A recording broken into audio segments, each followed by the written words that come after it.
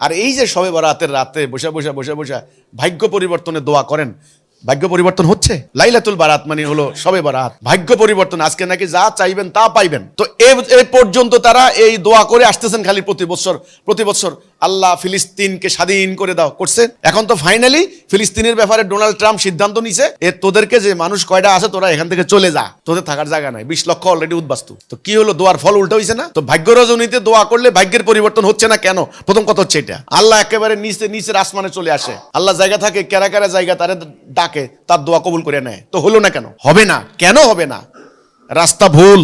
রাসূল পাক সাল্লাল্লাহু আলাইহি ওয়াসাল্লাম কি করেছেন সেটা আগে জনগণকে তাওহীদের উপরে ঐক্যবদ্ধ হইতে হবে। ইমানটাই তো বুঝতাম না। ইমানের উপরে ঐক্যবদ্ধ হয়ে ইমান প্রতিষ্ঠার জন্য জান মাল উৎসর্গ করে দিয়ে যুদ্ধ করতে হবে, লড়াই করতে হবে, সংগ্রাম করতে হবে। আল্লাহ রাসূল যা করেছেন তাই করতে হবে। তবে ভাগ্যের পরিবর্তন ঘটবে, না এলে ঘটবে না।